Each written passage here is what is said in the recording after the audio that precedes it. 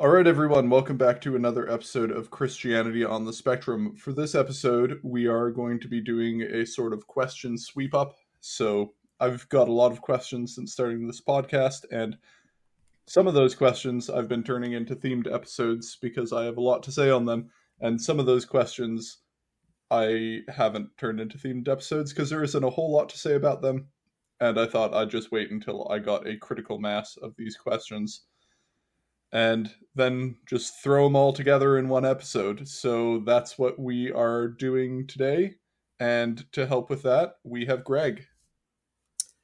Hello, everyone. Greg, if you're from the Discord, you already know who I am, but I'm a postulate in the Episcopal Church from the Diocese of Georgia, and I have finally ascended and joined the John tent. I have become one with it, so I am now here, and you can hear me. There you go. Yet another case of a parasocial relationship transcending into a social relationship, and then me immediately roping that person in to do a podcast with me. It's my pleasure. So Greg's going to be asking me questions, and I'm just going to be firing from the hip and answering them as best I can. All right, so I went ahead and organized these, so we're going to start first with questions about just the podcast in general. Number one, how has the podcast performed versus how you expected it to perform? It has performed a lot better than I expected it would perform. I expected to have like 10 listeners, but I have substantially more than 10 listeners at this point. Yeah, it's gone a lot better than I expected, which also means it's a lot more work than I expected and a lot more pressure to actually put out semi decent content than I had previously expected. I expected to maybe put out 2 or 3 question and answer episodes after the main podcast, but turns out I have put out far more than that. So, yeah, Now you're going to and that's keep going mostly until because you it's die. performing well. Yeah, basically, I'm going to keep going until I get bored or burned out, whichever comes first. Autistic people are famous for not having many questions about things, so I think the end It's is in true. sight, John. Yeah, any day now. Yeah. What has it been like having people reach out to you?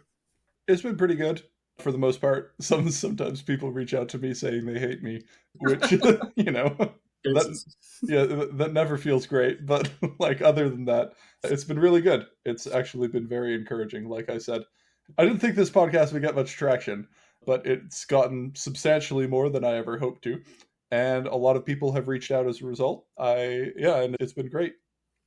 And the Discord especially, I think, has been one of my favorite things to come out of the podcast.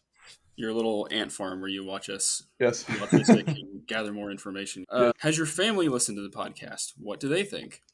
Yeah, so the answer is my family has listened to the podcast, but not because I told them it exists. My brother actually found it by accident just because he was Googling my name because he wanted my work contact info.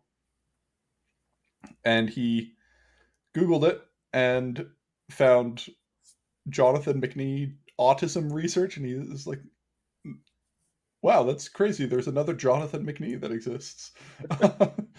Turns out there isn't. It's just me, and I also do autism research. And so then my family learned about my second life doing large ethnographic surveys of autistic Christians. My mother has listened to it. I know that, or at least parts of it. She's recommended it to some people that we know in the area. I don't know what they think about it.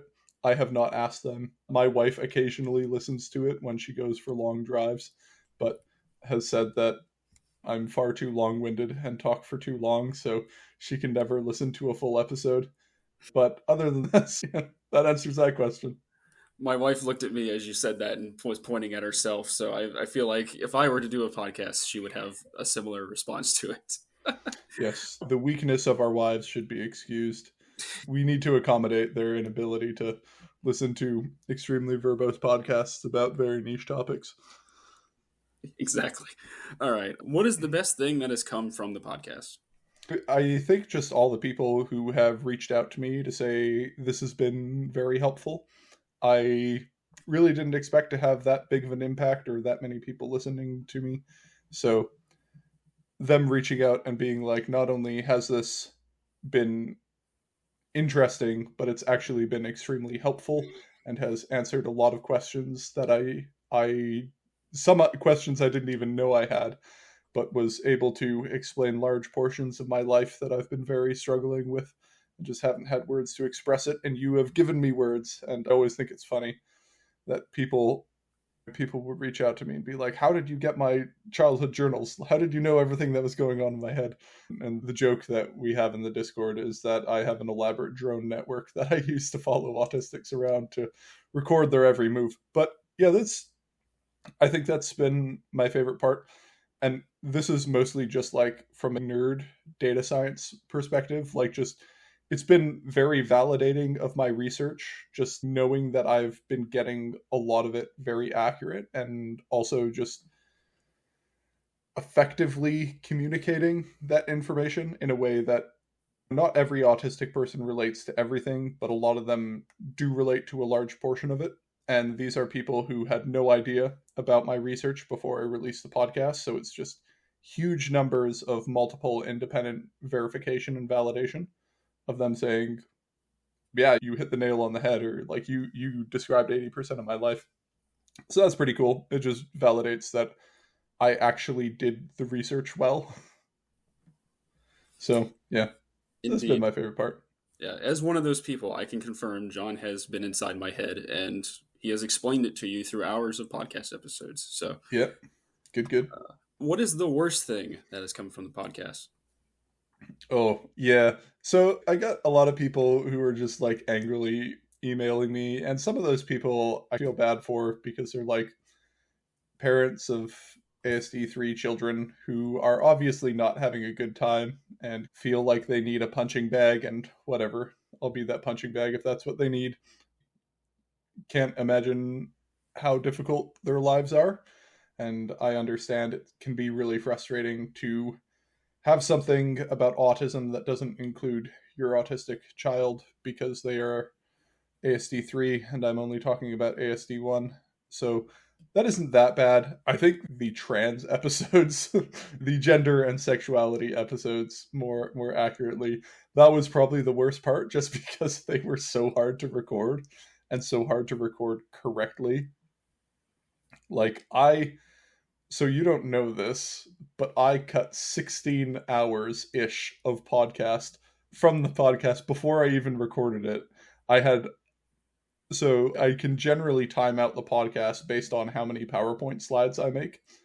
And I had so many PowerPoints full of information and just stats and things like that that I could probably fill out 16 more hours on that one specific topic. But yeah, it was a very stressful set of episodes to record because it's, of course, a very sensitive topic, and especially now, it's heavily politicized and heavily polarized. And you can easily get things wrong or slightly say something the wrong way. And so that the feeling of releasing those prior to releasing them, just having them recorded, and even after recording them, I cut like 6 hours or something from the recorded content that we did, and we re-recorded them I think 8 times. Like we did 8 different recording sessions, or no, not 8. Yeah, we did 5 different recording sessions, and I was thinking 8 because I split those recording sessions. I split 2 of those recording sessions into 2. Anyway, yeah, that was a very stressful episode part. And people are like, "Oh, can you answer more questions about that?" And I'm no. That sucked. So, I'm going to jump the list here and just like, because I'm now that I'm thinking about this, how much time do you feel like you've actually spent on the podcast in general? And then how much do you feel like you've spent like weekly or daily or anything, like just in the production, recording, researching, like all of this? Like it seems So like a massive effort. making those first 10 episodes, probably that was probably around 2,000 hours of just, because a huge amount of it was just compiling all the data, right? Because I had been collecting data for so long, just compiling it and making sure I didn't miss anything, and like validating it and making sure that I wasn't misstepping, and making sure I was covering all like the various communities, and then putting it together was a lot as well. And yeah, just writing everything down, making sure I didn't forget anything, and then double checking what I had written with the data that it already existed was just, yeah, probably like 2,000 hours. I started working on it, I think in 2001 or 2002, uh, is when I decided that I was going to make a podcast and I was going to release it. And so that's when I started. And then I released it in 2024. So it was like 2 or 3 years of like 3 or 4 hours a day working on that. And like pretty much all weekend. all, yeah, pretty much all my free time on the weekend as well. Just And yeah, raw autism just, at work. yeah, pushing forward to make sure I was building the thing that I would be happy to build as a summation of my research. And then weekly, it depends on the episode. It is a lot of time, probably 15 hours a week of time. Like, not all of that is high intensity prep or anything like that. A lot of it is just me doing a lot of the secretarial work. Usually I spend like 4 hours recording and editing, some 4 to 6 hours recording and editing per week, and then just 10 hours doing other stuff like preparing the episode, making sure I have the data correct, making sure I've got everything right. Yeah, like the gender and sexuality episodes, I don't know how long I spent doing those, but it was a long time. I started prepping those back in like September. Like pretty much as soon as I released episode 1, I had the first 10 episodes banked. So I had all those first 10 episodes already done and recorded. Me and Amy recorded them back in December of 2023. And then, yeah, I had that whole year to work on a bunch of stuff. But then when I released the first 10 episodes, I just got bombarded with those questions. So I was like, okay, I guess I'm going to prep those. And that took until April to release. Yeah. Anyway, it's a long time. I salute you. I don't know how you found the time, but you found it. So, Me all right. neither, because I work in incident response, and that is an extremely busy career. Like it's a lot of like I also work a lot of time just doing work. So yeah, All right. You said in the podcast that you aren't doing mass data collection. Have you ever considered restarting doing that to track trends and emergent behavior? yeah. So during the podcast that was recorded, like I said, in December 2023, in those first episodes. So at that point, I wasn't doing data collection. And like when I wrote the scripts, actually, I wasn't doing data collection anymore. But since I finished the scripts, I started doing it again just because I got really interested in it. Getting into the data again, doing all this stuff got me curious about, okay, what stuff has shifted and what has happened since then. But as I was finalizing everything, I didn't want to be stuck in a constant loop of revising and re-editing the data and then doing more data analysis and then revising and re-editing over and over. So I froze the scripts in time in basically June of 2023 and said, okay, these first episodes are basically going to be the podcast up until, or the data up until June 2023. And then I'll, so I have done a lot more, and I haven't found an enormous amount of new data. There has been some interesting stuff, and I'm not doing it at the same scale that I used to do it at. So I'm doing a lot more targeted and a lot more precise data collection now. But yeah, I restarted it just because I find it interesting and I find it fun. All right. I'm curious about interactions you've had with not autistic pastors, teachers, church leaders about the podcast, or if those folks don't tend to reach out to you even when they're listening. Yeah, so a lot of non-autistic pastors and priests will reach out to me. So that's by far the largest contingent, or the spouses of autistic people, the non autistic spouses of autistic people. It will, often the ones who reach out to me are typically ones who have autistic people in their parishes or in their churches who are just looking to help the people. And generally speaking, they're pretty gracious and pretty open. And so, yeah, that's been pretty good. It's been really interesting looking at the differences between what autistic people say about the podcast versus what non-autistic people say about the podcast. For non-autistic people, it's like they're discovering an alien race of people that go to church. like they dropped into an alternate universe. But for autistic people, they're like, oh yeah, no, this is 100% my reality. And I find that contrast very funny, where they're like, I had no idea that this is what it was like. And every autistic person is like, wow, you had the exact idea of exactly what it's like. I find that personally quite funny, but yeah. All right. The next question, this one was one of mine. Adding to that, do you have any real success stories, churches that reached out back out after to let you know that your input helped? Because, of course, you do the talks and stuff like that. You've mentioned that before in the podcast. Yeah. So, yeah, I've had quite a few success stories of people who have reached out to me and who I have helped and walked and talked them through things. And quite a few have come back saying, wow, this was so helpful. I wish I had this 5 years ago. And it's like, oh, damn, that kind of feels bad because I did have this information 5 years ago. I just wasn't talking about it. But at the same time, I'm glad I could provide something. So yeah, there have been quite a few success stories. Most of the thing that has the biggest impact in these cases is mostly that people just learn what autism is, and like, because they learn what autism is, they stop interpreting their autistic parishioners' behavior as like weird neuroticism that is unexplainable, but instead they're like, oh yeah, I know what that is and I know how to deal with it now. But yeah, those quite a few. All right.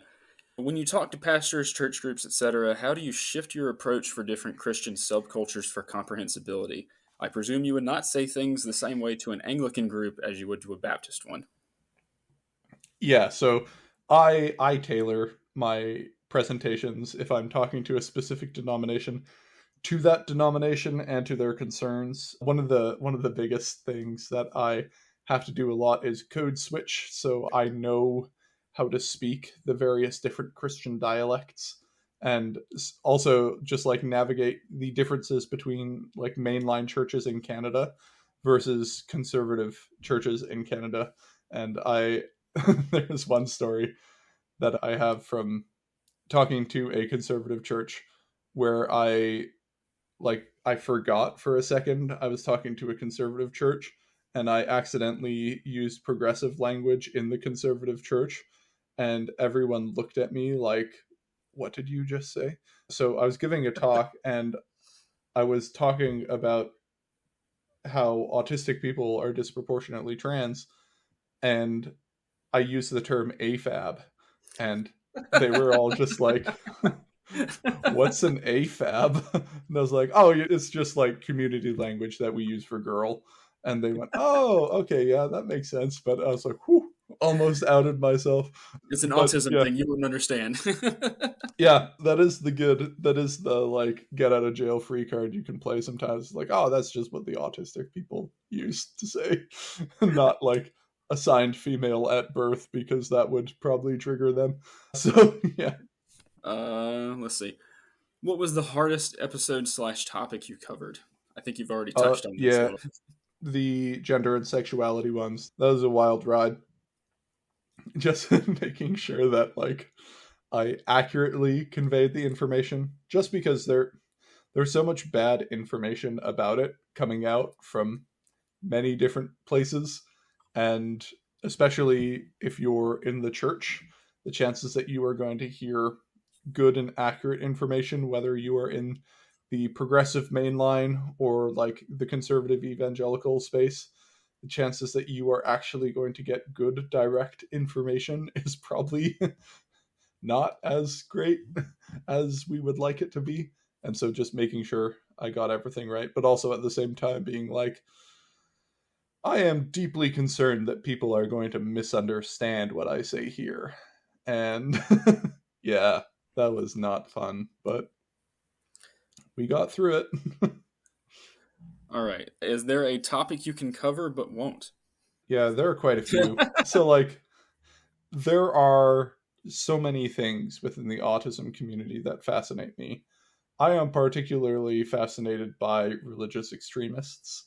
I think they are an interesting group of people, but I don't think there is a lot of value in doing deep dives into the like autism Nazi community or like the various groups of extremists, both left wing and right wing, that exist in within the autistic Christian community. There are a lot of topics that are quite sensitive within the autism community that I just don't think is worth touching, at least for now. That there's just no good reason to do it. There are lots of other topics to do with gender and sexuality that I axed, mostly because I was just like, I don't think people are going to be ready to have these conversations in a responsible way, and I'm like deeply concerned. I know I have an extremely small podcast and this is unlikely to happen, but like the worst case scenario would be that there's like some sort of law or tribunal being passed and my work gets cited in that. I'd be like, ooh, not what I want. Mostly because I don't think they would correctly and properly interpret what I have to say. Topics like detransitioners and desisters is something that I have found really interesting. I've talked to a lot of them. A lot of autistic people end up detransitioning, but the reason that they detransition is often not what you might expect, and it is a very complicated and nuanced topic to be covered. And there's a whole bunch of stuff with that, and that sort of gets both sides mad at me.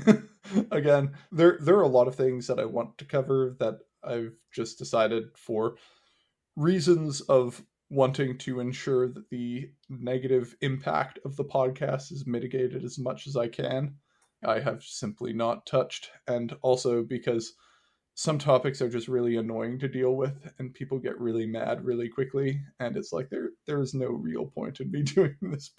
No one is going to hear what I'm trying to say, and they're just immediately going to hear what they want to hear. Yeah. To your point about getting cited in a court case, there's a podcast called Knowledge Fight, which has been documenting like Alex Jones, like who Alex Jones is, his like entire career for like years and years.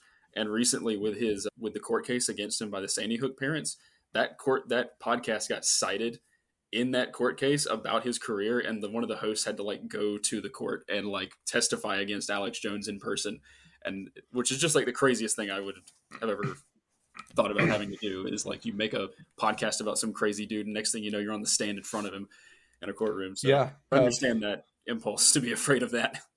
I have been cross-examined by lawyers in deposition many times, and I am uninterested in doing that about my autism research. Great time to info dump though, I'm sure everybody has to listen to you. No, it's actually terrifying because they're listening to everything you say, and then they're trying to be like, okay, you need to substantiate that. Like, how do you know that though? And a lot of time, like I do it for like technical forensic reporting, so that's a whole other thing. Yeah. All right. Is there a topic that you can want to cover more but aren't sure how, not sure about backlash? I feel like you've already answered that pretty much. Yeah. All right. What have you gotten the most hate mail for? This is my own personal addition to the list. Oh, yeah, definitely so two parts. So one of them is the episode I did about autism and relationship or relational theology. A lot of people did not like that. A lot of non-autistic people specifically did not like that. Autistic people were like, yeah, that makes sense. I relate to that. And some that were like, I don't relate to that, but I could see how other autistic people would. But a lot of non-autistic people were like, but the whole point of Christianity is personal relationship with Jesus. How could you say that isn't the case? Have you considered you're just not trying hard enough? So I got that.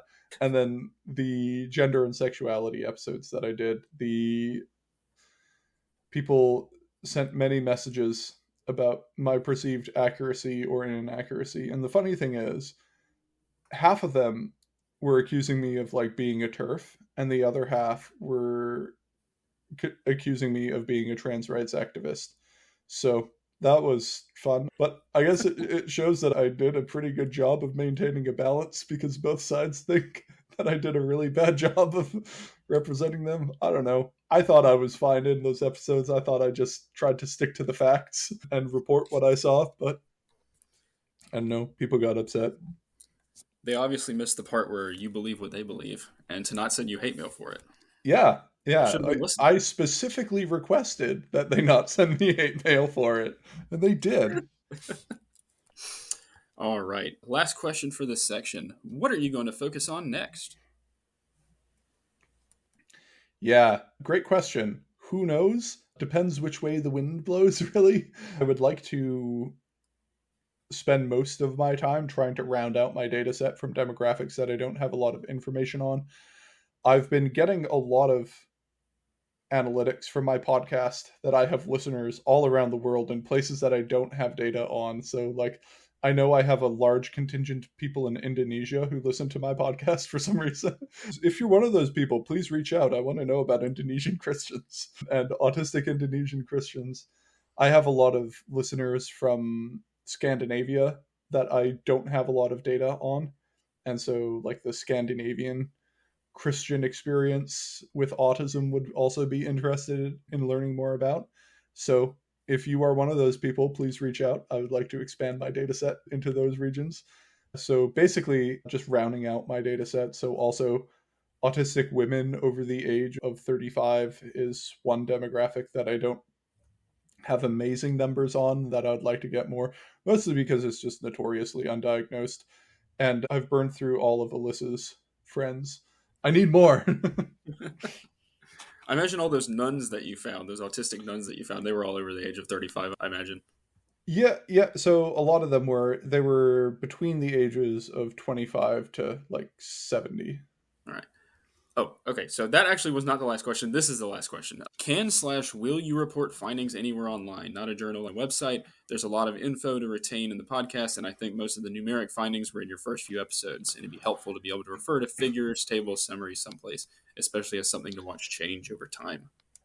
Yeah, absolutely. So I was not planning on doing that when I first launched the podcast, just because I didn't think many people would be interested in it. And I was like, this is a lot of effort. I'm not sure I want to bother doing this. But given that I've actually had a much bigger response than I thought I would, I think it might be worth it to do it. And I am currently seeking out grant money to pay for hosting and stuff like that. So yeah, I am planning on doing that. And also, there's just a lot of miscellaneous stuff that I haven't published in episodes that I think would be interesting to put there, just like random stats and numbers about the data sets that I've collected that I think people might find interesting. And also, just putting frequently asked questions and Q&As and things like that on there, I think would be useful.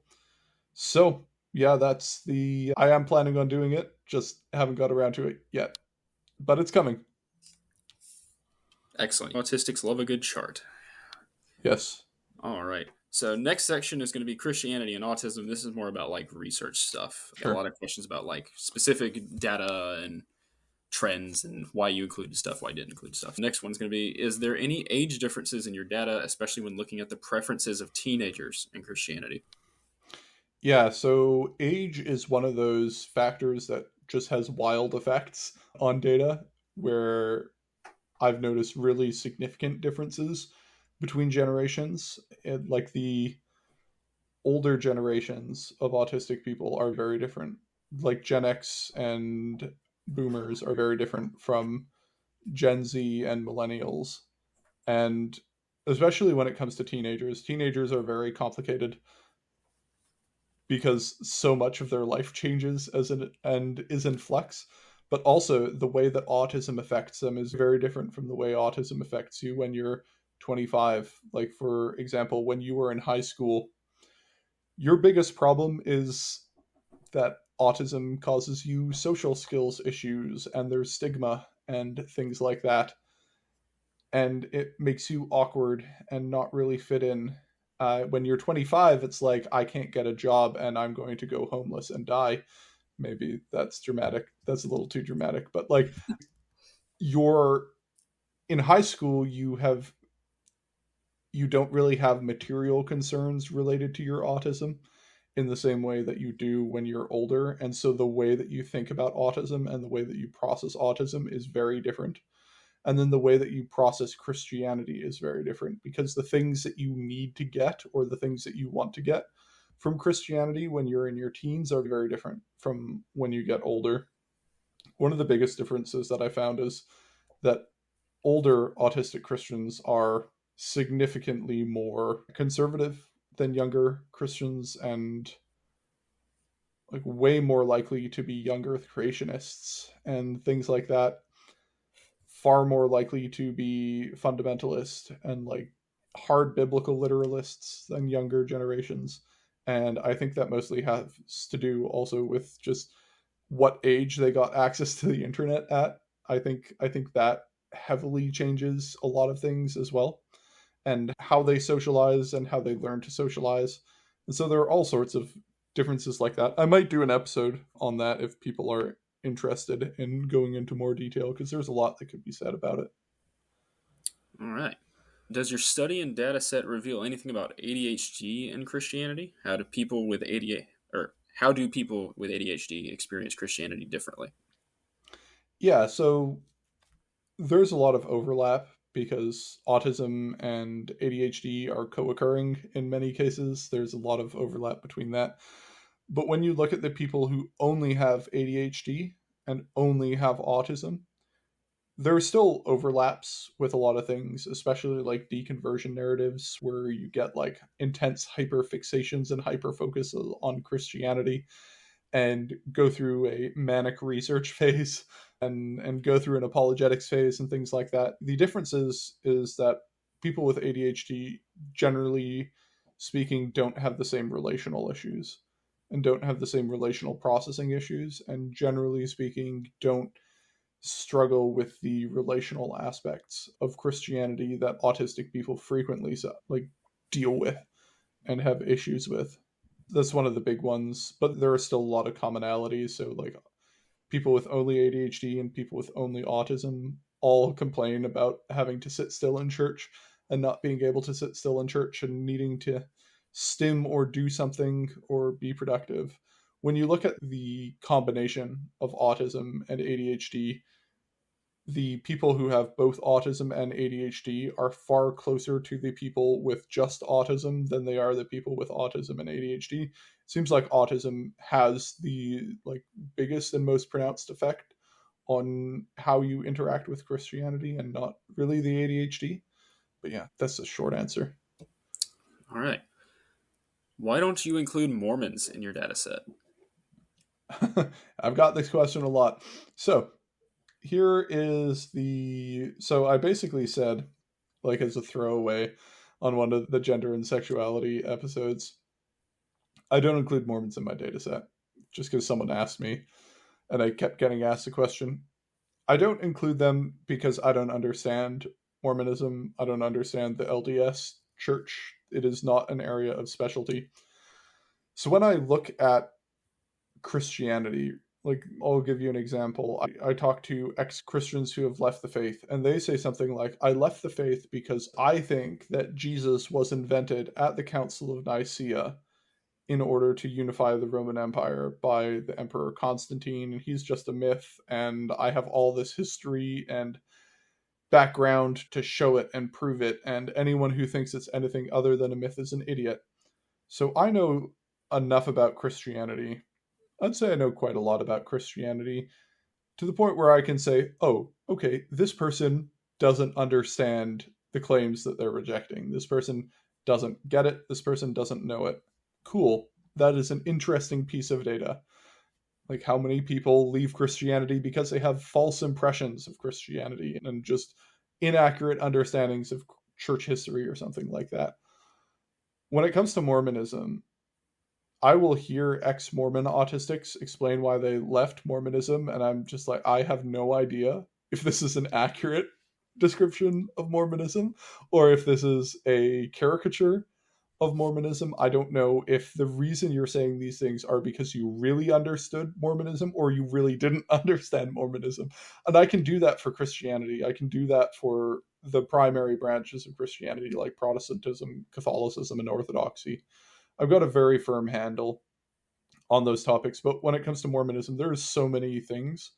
And like, yeah, Mormons have a lot of cultural similarities with like conservative evangelicals, for sure. Happy to grant that. But the doctrines and the internal cultures are very different from what you would get from Nicene Christians, if you want to call them that. And yeah, it is just due to my profound ignorance of Mormonism that I don't look at it. I often use Mormons as a control group because they're an interesting control, because they share a lot of cultural similarities with other Christians, but have a lot of things that are very different. And so looking at the differences is interesting. But at the end of the day, I don't do it because I don't know enough about them. If you are Mormon and you're listening to this and you really understand Mormonism and you're listening to this and you'd like to start your own research project, please go ahead, do that. Same with Judaism, Hinduism, Islam, Buddhism. I would love to see other people do the same type of research that I've done, but with other religions. I think that would be really interesting. I just know that I don't know enough about those in order to do the research. And I've often criticized autism and Christianity research for either not understanding autism or not understanding Christianity. And I don't want to be that guy who starts talking about like autistic Mormons when I am misunderstanding Mormonism. So yeah, it's basically I just don't understand it well enough. And the scope of my research is already so large that it's just I don't need to include them. I think you said you did follow up for some people who were confirmed diagnosed after a self diagnosis of autism. Do you have enough of a sample size of people to differentiate any findings between confirmed diagnosed versus self diagnosed versus suspected but confirmed not autistic through testing? Yeah, so quite a bit. I've been able to track a lot of trends with people who do get diagnosed, don't get diagnosed.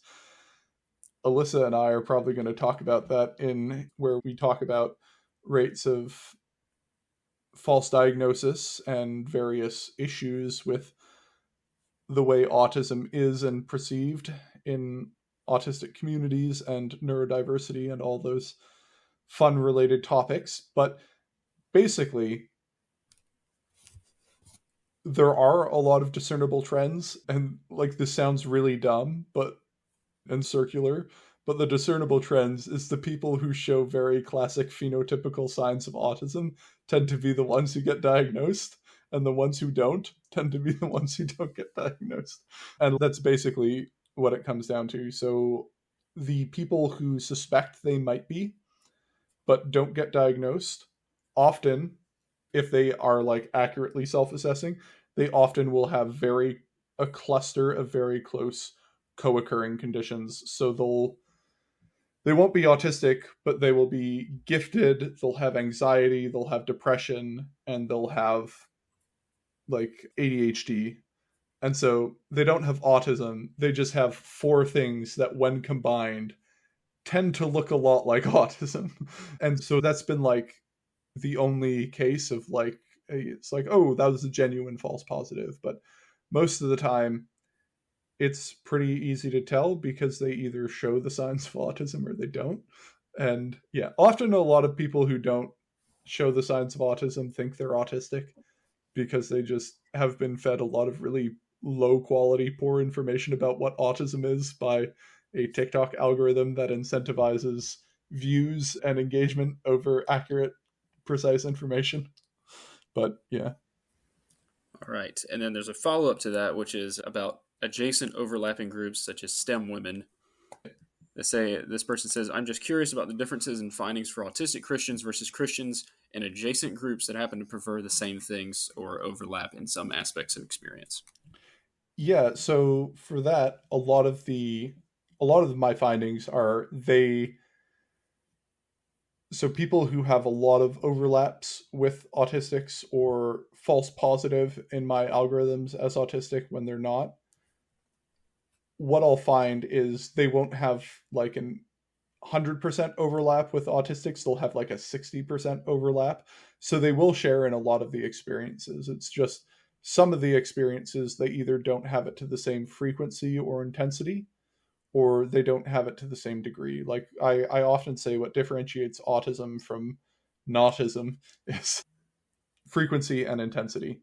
And so autistic experiences are universal human experiences, but how frequently do you have them and at what scale of intensity do you have those?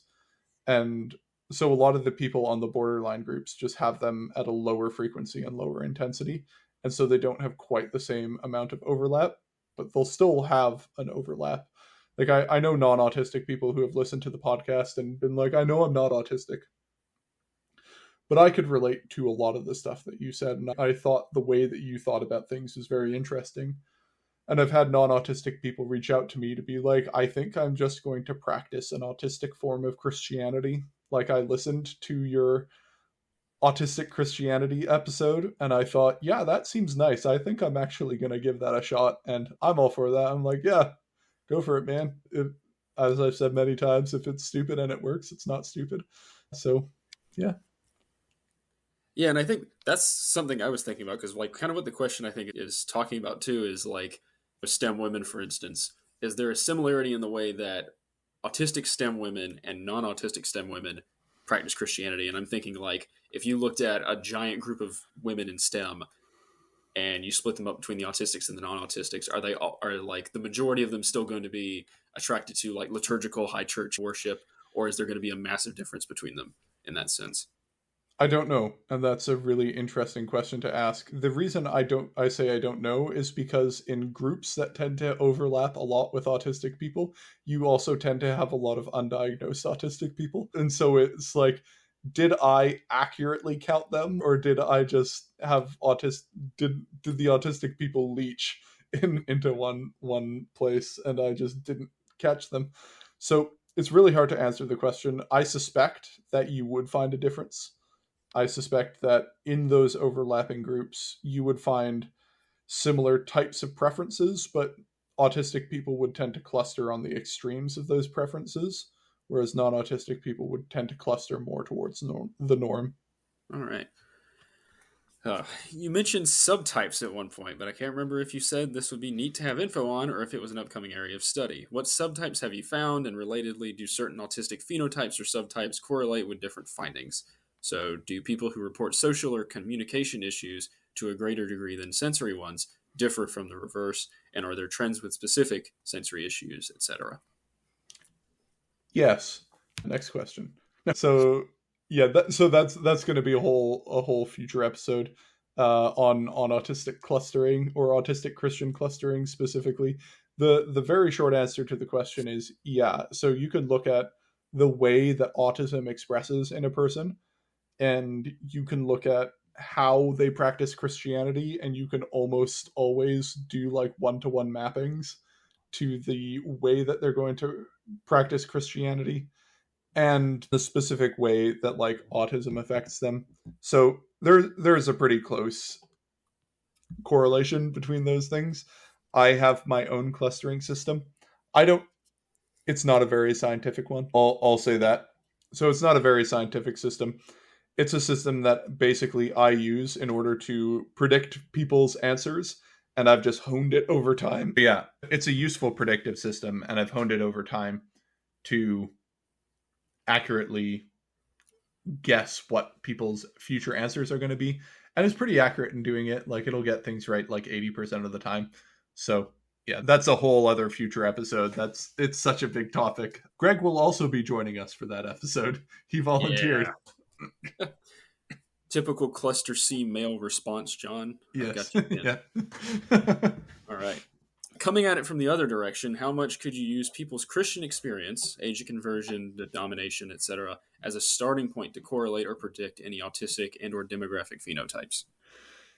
Yeah, so that one's a lot harder because going from general to specific, the general experiences of Christianity, you can map them backwards, but that one is it's a lot harder to reverse engineer what type of autistic they're going to be based on their Christian experience, but it's a lot easier to guess what their Christian experience is going to be based on what type of autistic they are.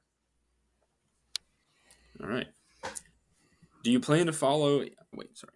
Do you plan to follow any of the people who participate longitudinally, release the same questionnaire every X years? I think that would be really interesting and probably give you a lot of data for minimal time interview investment. I know the interviews are essential, not just from the data side, but also given that you're primarily focused on helping the community. But I was just wondering if you are doing that too. Yep. So I do longitudinal study, or I have like groups that I give my yearly or bi-yearly surveys to, where I basically just have been tracking them. Some of them for almost 10 years, some of them a little less, but I have like 60-ish people in that group who I just repeatedly send things out to once a year to see how things shift. I got most of them while they were pretty young, so they all started out in their early or in their late teens, early 20s, and then I got a few in their mid 20s, but most of them are in their started in the late teens, early 20s cohort, and it's been very interesting to see how things progress over time.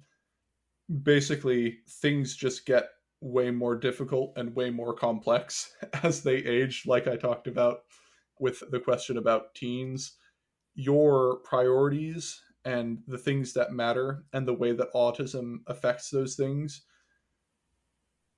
gets a lot more difficult as you age, and your concerns become a lot more severe and a lot more life impacting. And so for some people they don't. For some people things get better. So like I'm one of those people for whom things got much better as time went on, but that is by far not the consensus.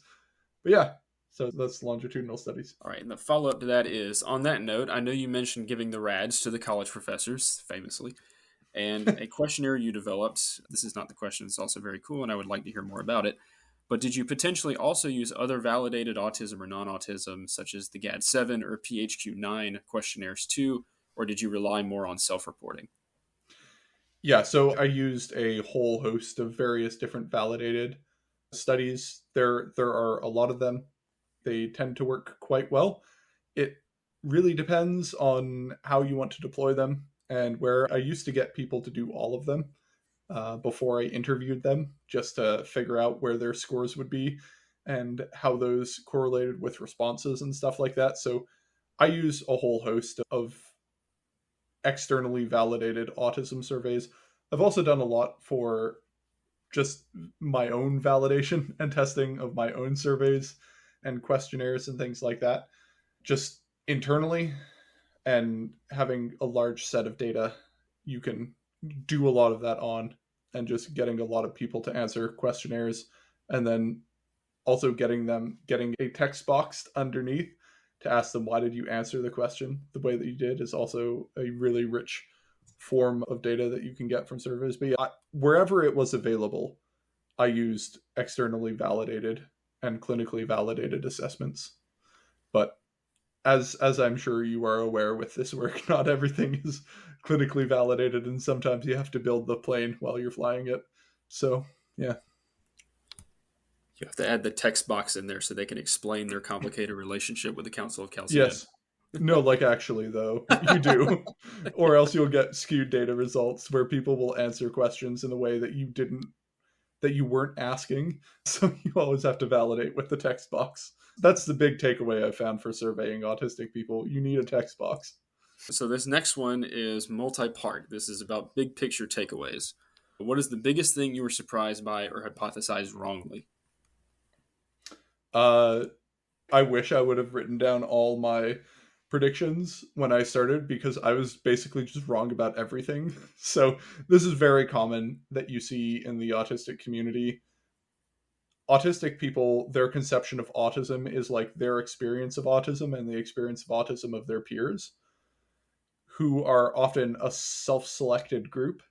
So you select other autistic people who are like you to be part of your friend group, and that's all the autistic people that you know. And so my guesses were all calibrated on my experience of autism, and they were virtually all wrong. So I expected to find most people to be liberal Christians. Most practicing autistics I thought would be some form of like liberal theologian or hold to some sort of liberal theology, because I I struggled so much with doctrinal claims and things like that. Turns out I was just straight up wrong. Like I just that is not the case. Most of them are not theologically liberal, and if they are theologically liberal, they leave quickly after becoming theologically liberal. It is pretty rare to find theological liberals who maintain their self identity as Christian. So I was wrong about that.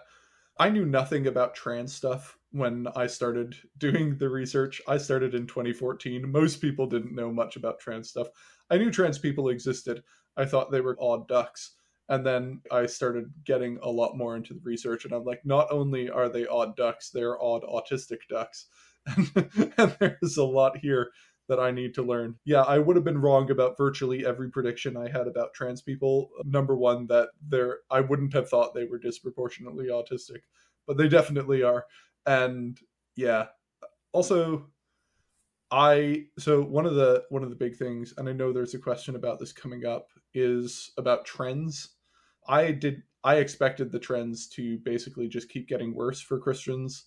I expected autistic people, the rate of autistic deconversion to just keep growing and eventually outpace all other rates until there were finally no more autistic people in Christianity to deconvert. I was I If you would have asked me 5 years ago, I would have predicted the death of any discernible autistic Christianity within like 30 years. However, trends have started to reverse. Not fully reverse, but just the rate of deconversion has slowed significantly. And instead of seeing a lot of deconversion, you're starting to see a lot of switching denominations instead of deconverting, and a lot more high church migration than you used to see. So what would have been just straight apostasy is now high church migration. I'm biased, but obviously that's the direction I like it to go in because I am Yeah. one of them. But yeah, those are some of the big things. All right, the next one is, what is the most pressing finding, need, experience that you would convey on behalf of the people you spoke to, or assuming that autistic people are not a monolith any more than anyone else, group by group trends in this? Yeah, so the biggest thing, the biggest takeaway, the most important one that actually applies across the board is the most effective thing you can do to help autistic people is to just learn what autism is and learn how it manifests and learn how they experience the world. And if you learn that, you can use that knowledge to solve most of your problems on like a case by case basis. But the biggest thing is just learning about it. I have, like in the success stories that you asked about earlier, almost all the success stories were not because they adopted some new radical program. It's just the people there just got educated about autism, learned what it was, and because they learned what it was, they were able to help the autistic people in their congregation. And so I would say the biggest takeaway is just learn about it. And I hear there's a good podcast that you can learn about it from. Big is So, true. yes. And then, what is the best way that a layperson can make their church or religious community more inclusive? Which I feel like you just kind of Yeah, covered. just learn about autism. That's by far, in terms of bang for your buck, like amount of time invested versus effect had, just learning about autism is the biggest one. If you want a good book to learn about autism, The Complete Guide to Asperger Syndrome is my go-to recommendation. But yeah. I will have to read that because every time somebody posts a screenshot of it in the Discord, it's like he stuck a camera in my head over Yes. again. So Yeah. it's apparently very good. I think I know the answer to this, given that you specifically want to hear from autistic Christians or ex-Christians. But would you ever broaden it to compare and contrast with those in other religions, which I feel like you've already answered a little bit? And if not, do you hypothesize that any religions or even social groups might be particularly appealing or unappealing to autistic people based on your findings? Yeah, so like I said when I was ranting about why I don't include Mormons, would love to, simply don't have the time, the energy, or the knowledge to be able to do that. About the question about is there a group that is probably more autistic than the others, I don't know this for sure. I haven't looked at the numbers. I haven't been able to run the numbers, but what I have found from just talking to people and anecdotal experience is that Judaism causes significantly less cognitive dissonance for autistic people than Christianity does. And there tend to be a lot more autistic Christians who, or autistic Jews who are happier and feeling less distressed from Judaism than Christianity. But that's all anecdotal. I like don't quote me on that. That's mostly just talking to Jewish autistics and comparing them to autistic Christians and realizing one of these groups is having a much better time than the other. What do you think is it about Judaism that causes less cognitive dissonance?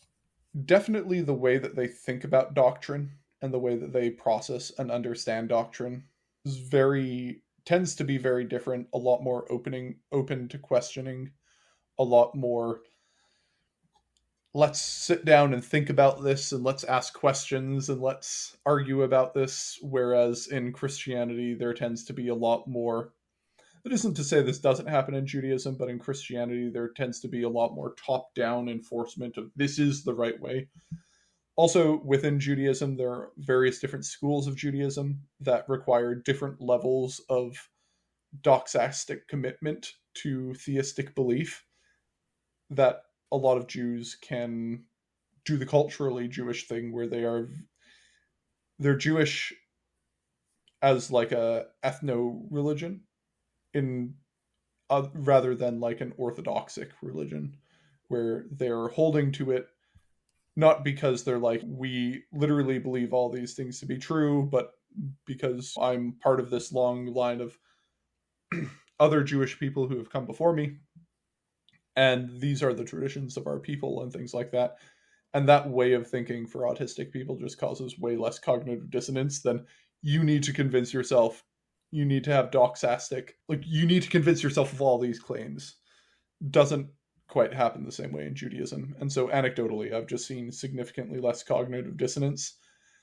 So you get a lot of the parts of Christianity that people, or like a lot of the parts of Christianity that people like, that autistic people like a lot of the practices and liturgy and ritual and repetition and liturgical prayer and all those things you find in Judaism, but you just find fewer of the things that cause significant cognitive dissonance. Yeah.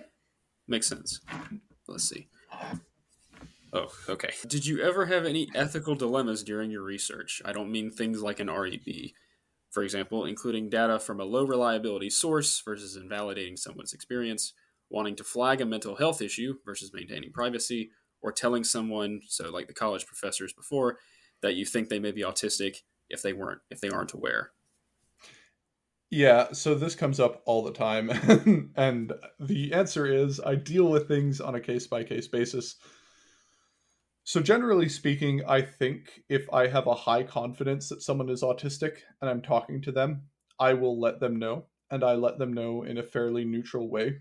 I usually let them know after the fact, mostly because it taints the data to know that you're autistic.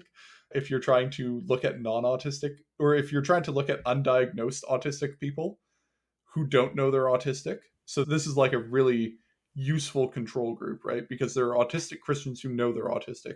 And then there are autistic Christians who don't know they're autistic. And what is the difference between these Christian experiences? And then what are their experiences of Christianity a year after they figure out they're autistic?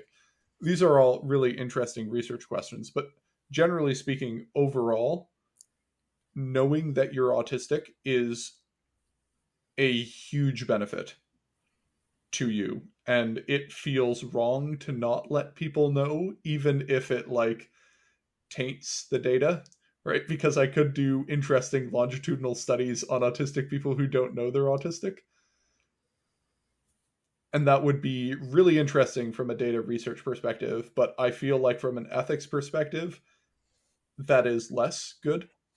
And I feel like it is just much better to let them know, hey, I was interested in talking to you because I research autistic Christians and you have fit like 36 of the 48 different scoring criterias that I use. I don't know if you're autistic, but this might be something that would be interesting to look up.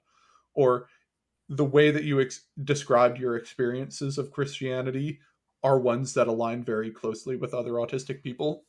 And so I feel like it would be a lot better research, but a lot less ethical to just not let them know they're autistic and continue to collect data on them and do longitudinal like sampling every year.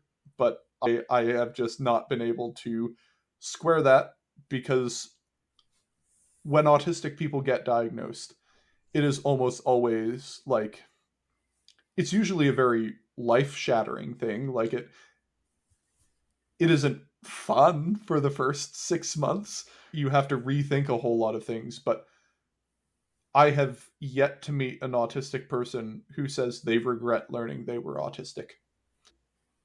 And I have met a lot of them who are like, I wish I would have known this earlier. And so that's an ethical line that I'm just not willing to cross. And I always let them know. I don't always tell them directly, like, hey, you're autistic. I mostly just say, this is something worth looking into because you match all these other things from my data. Other things like mental health concerns, yeah, like it really depends on whether or not I know who they are. There have been some cases where I have reported people to police for possession of child sexual exploitation material and things like that, where I have found them and found that they're autistic, and then found other things where I'm like, oh, that is something you need to be reported for. So when they are breaking the law or doing something that is seriously going to hurt or harm other people, I will contact the relevant and necessary authorities. When it comes to other less ethical things, so for example, pretending to be someone you're not, being a 14-year-old girl pretending that you're actually a 26-year-old on the internet, I don't do anything about that. But like you figure it out and you're like, oh, that's a child. Okay, never mind. It happens more than you would think. A lot of people, especially in my Tumblr data mining, would be like, I'm a gender studies professor at this university. And then you're like, you go through it and it's like, no, you're a 14-year-old girl. um, yeah, so that's happened more than once. People claiming to be credentialed college professors, and they are teenagers. So that's yeah. In those cases, I don't really do anything about it. But yeah, there are all sorts of things like that. Did I cover all the scenarios they were asking, or are there more that I forgot when I was talking? Oh, there's a low reliability source versus invalidating someone's experience, or including a Oh, low I'm reliability going source. to be honest. I don't care about invalidating people's experiences. Like, I'm going to be quite frank with you. This is not a concern that I have. I'm perfectly happy to invalidate a person's experience. John has the I Chad face. He's like Yeah, rippling muscles and chiseled jaw. I don't yeah. care. When so when it comes to autism, it's like, look, this is you. If you don't meet the diagnostic criteria, if you don't share the experiences of autistic people, if you're not like sharing in the quite frankly miserable life a lot of us have to have because we're autistic, but you want to call yourself autistic because it's cool in your little Tumblr group, I don't care. That's what you feel. I will usually not say it to their face, but there are many people who I have either interviewed or who have followed who like say actually autistic in their bio, and they are just like a really low likelihood. Like every 6 months, they have a new cognitive disorder, and they go, "Oh, actually, I didn't have that one." 6 months later, and things like that, and then they develop like extremely rare psychological conditions like dissociative identity disorder. That's like very rare, and that all of a sudden becomes their whole personality, and they're doing like DID fashion shows where they show all their different alter personalities in different clothes. It's like that's not what DID is. Anyway, That's a thing? What the fuck? yeah. Okay. Oh boy, is that a thing. The depths of online weirdness go very deep. So I know a lot of those cases, and I don't include them in my data set. No, that's a lie. I include them in my data set. I include them in my data set as self-diagnosed false positive. And fun fact, the self-diagnosed false positives never show up in the range of normal that you would expect for autistic people, which some might say maybe they're just autistic outliers. However, I have good reason to doubt that. But yeah. Anyway, so I'm not particularly concerned about invalidating people's experiences. I will tell them if they like. I also have a policy of I don't lie to people. So if someone asks me a question, I will answer it to the best of my ability.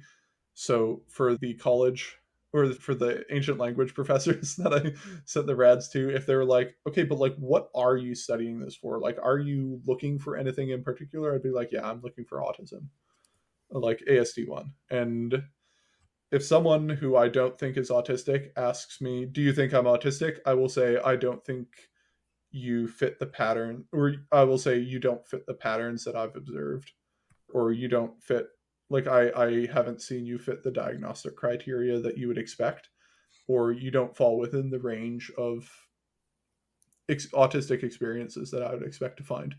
So I will not say you're not autistic.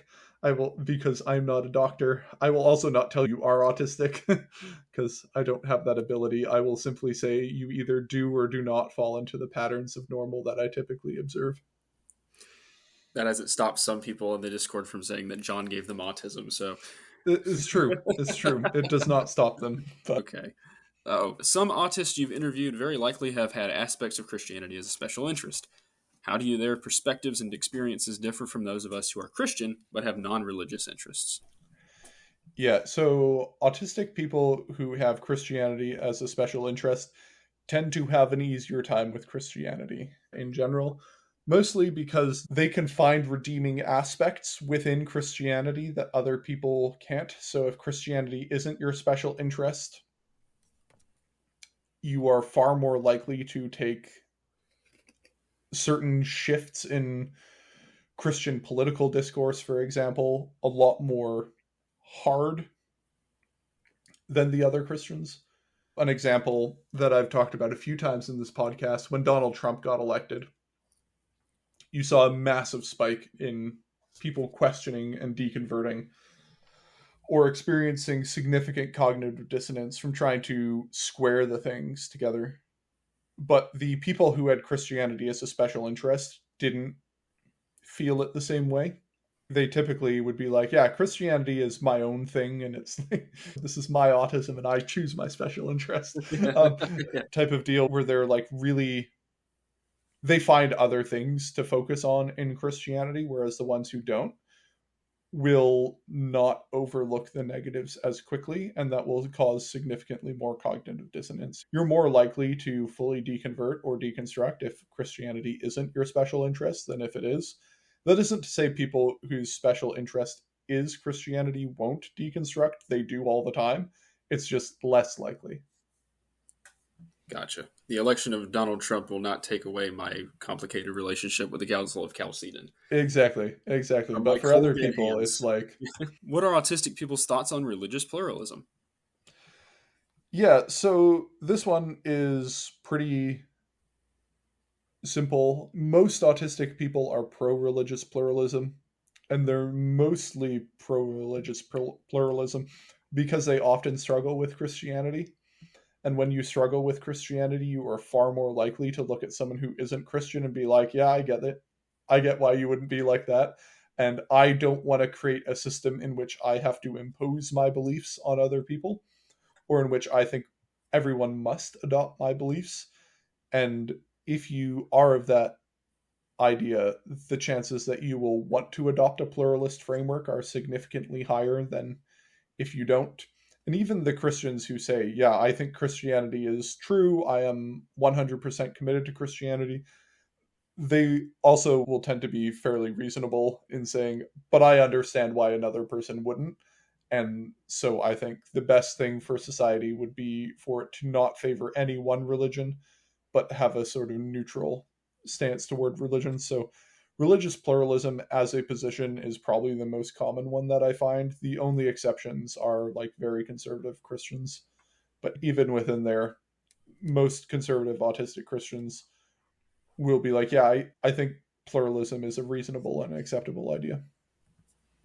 All right. This one just says, "What is up with teleological reasoning? What is it all about?" Yeah, so I think this is probably one of the things I didn't do a good job of explaining during the podcast. Teleological reasoning is your willingness to think about and associate events that happened with some sort of meaning going to an ultimate goal. So I talked about this in terms of like ultimate meaning or not thinking about ultimate meaning. And that's not quite what I was trying to express. What I was trying to express is like when you lose your car keys and then you find them again, the chances that you will be like, God intended for me to find my car keys. Isn't he so great that he helped me find my car keys? That sort of reasoning, you are reasoning in a teleological sense. Or a better example would be you're driving through town, you're almost late for work, and you hit every green traffic light on your way to work, and you get to work just on time, and you go, God changed all those lights to green for me.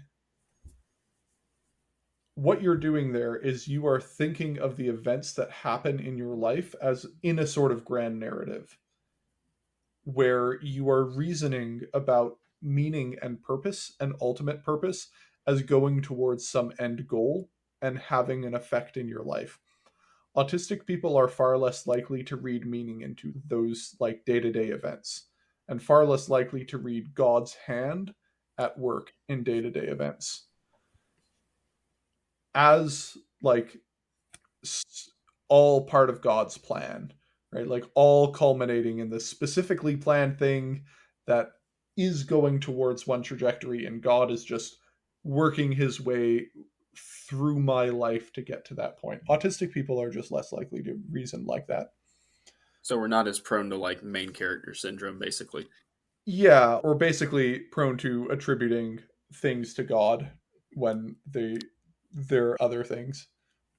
I've I been think that's noticing. also Oh, sorry. I think that's also the reason why autistic people are far less like autistic clergy are far less likely to feel called than non-clergy is because they don't make that pattern association in their life, and because they're not making that pattern association in their life, they don't quite understand what other people mean by were you called. And they're like, I want to do this. Is that what that means? I think in my, because I can definitely relate to that, because like in my specific instance, I just accepted that I just have to be like agnostic about that because it's obviously it shows up in scripture a bunch that God's directing stuff, but you can never tell for sure whether or Yeah. not something is just a coincidence or not. So when I went for it, I was just like, okay, I'm just going to do this because I feel like this is something I need to do, and whatever happens. And now I'm going to seminary, and Yeah. today, even today, someone asked me, so they're like, "So you're going to be a priest?" And I said, "Yeah, apparently." And they just Yep. looked at me. So they were so confused, and I was like, "Apparently, God might be doing this to me, or maybe I'm doing it to myself. I don't know. It's happening though. Either way, Yeah. And that's a very common sentiment. no."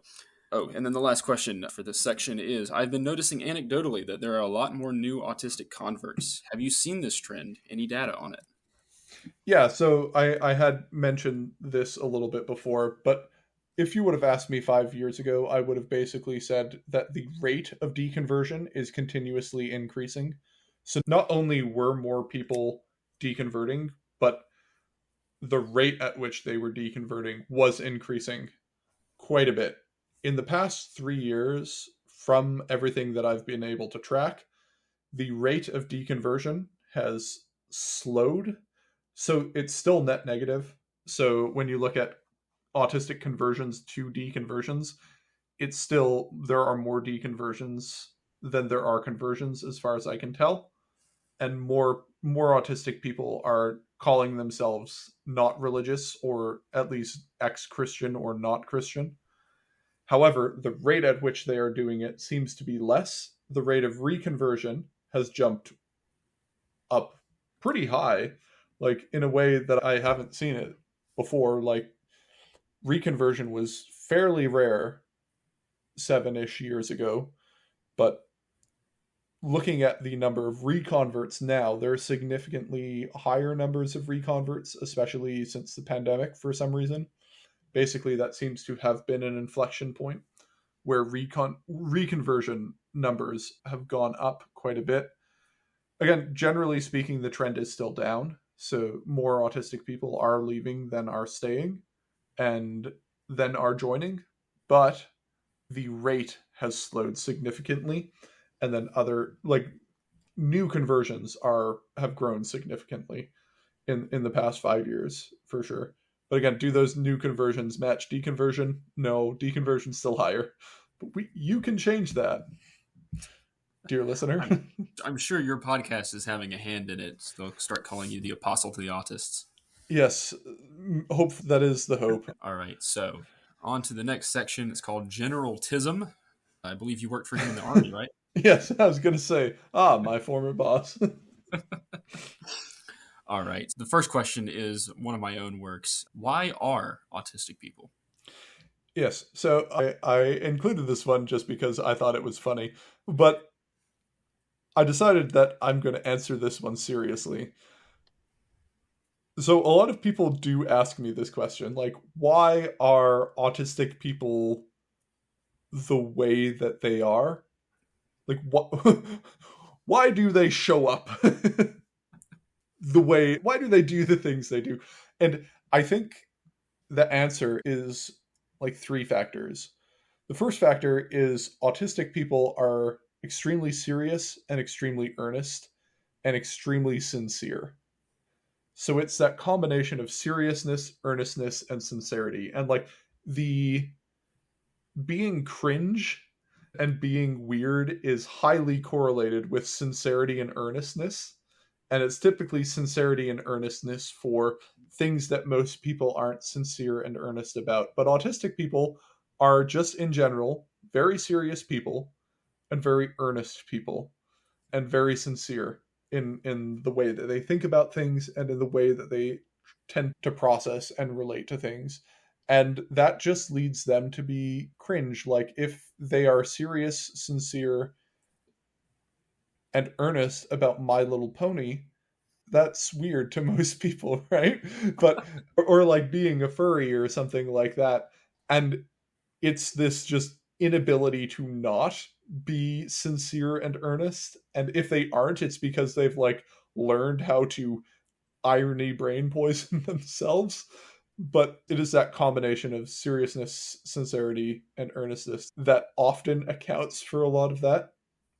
The other factor is, like, we don't respond to socialization the same, and the way you do so many things is so deeply baked into early childhood development and then middle childhood development and teenage development.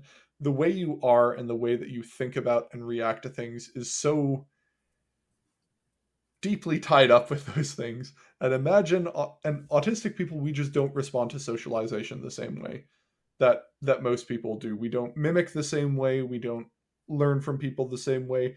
The way that a lot of us figure out socialization is like brute force and analytics and like manually processing things.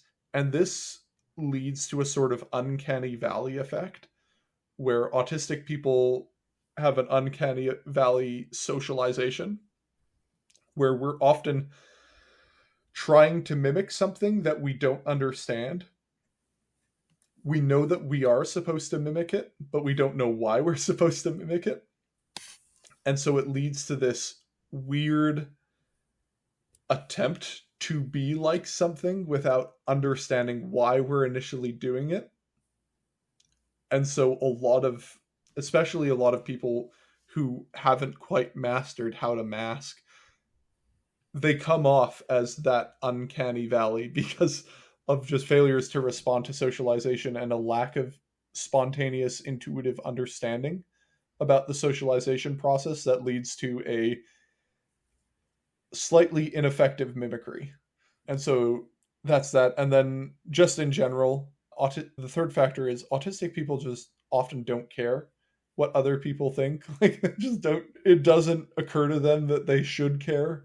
One of the stories that my family loves to tell about me is when I was like in grade 2 or something, I showed up to school wearing one sandal and one rubber boot.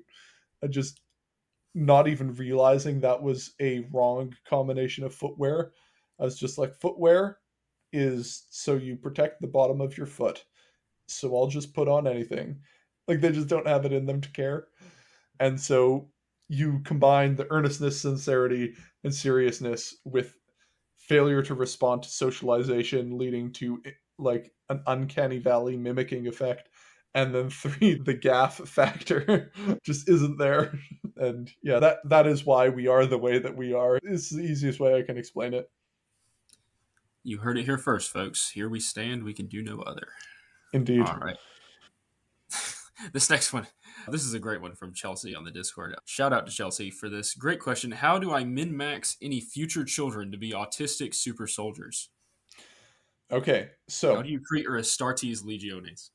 yes, so to do this, you most important thing, you need an autistic partner, right? You can't be mixing your autism genes with normie genes. Like, sure, that child could come out as autistic because your autism genes are stronger than the normie genes, but you want to like min max here. So you need to find another autistic partner. So the way to do that is if you're a guy, you need to show up to places that autistic women will be. So get into knitting, get into fiber arts, go to horse shows like equestrian events.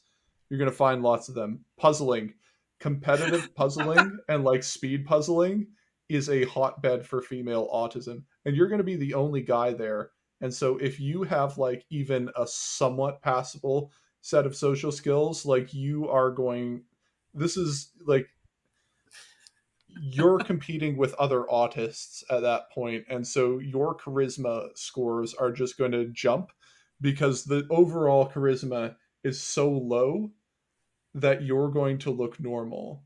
So go to these places like sing along things. For some reason autistic people love those. Like what are they called, like Like theater? Like musical theater?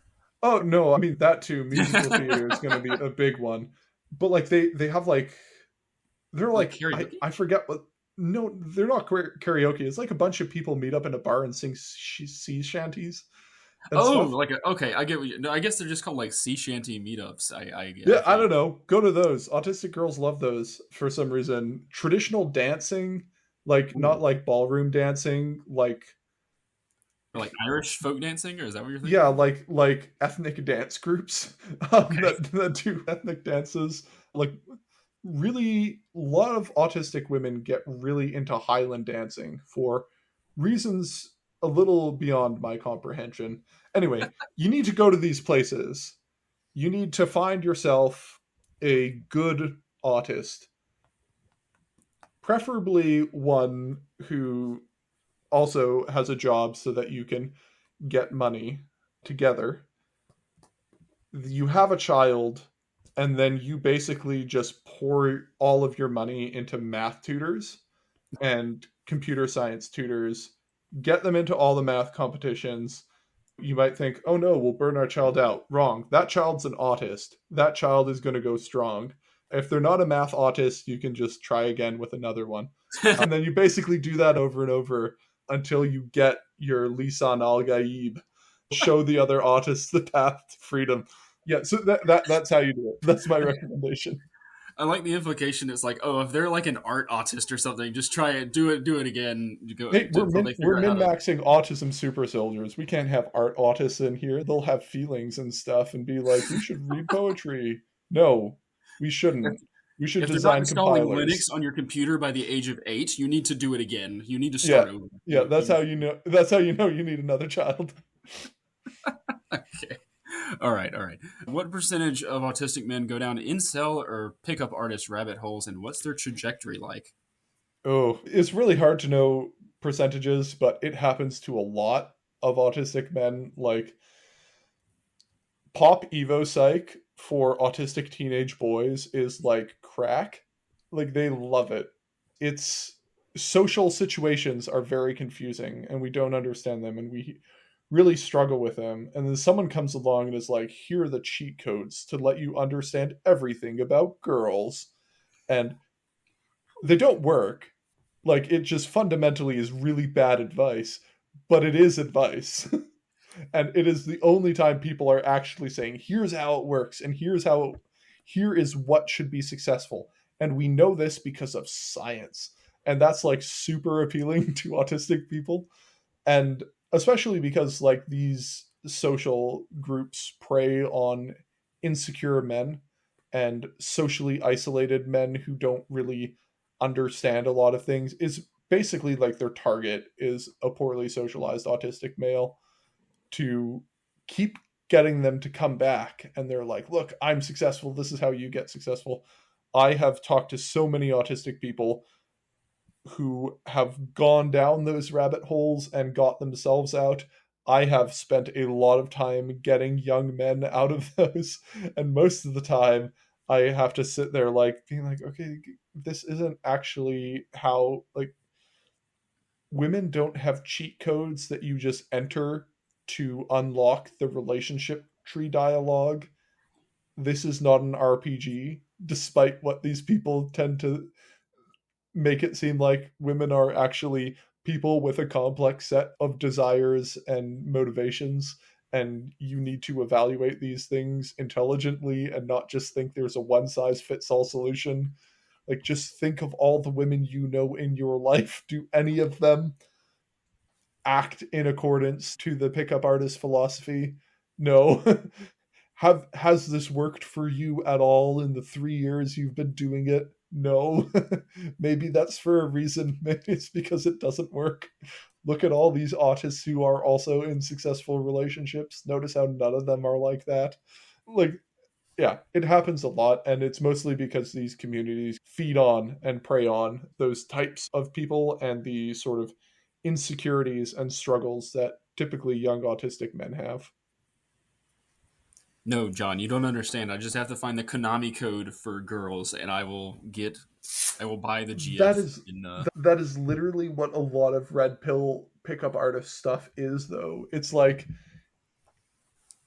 here's how you looks max, and after you looks max, then you need to do all these different steps, and you need to work on your approaches, and you need to do, and if you follow the formula, you'll get there in the end. It's like, maybe there isn't a formula. Maybe a formula doesn't work. Yeah. Yeah. All right. Let's see. How many autistic people have trouble with their relationships as a result of touch aversion, and how do they cope with it? Yeah, it's super common, especially in early stages of relationships.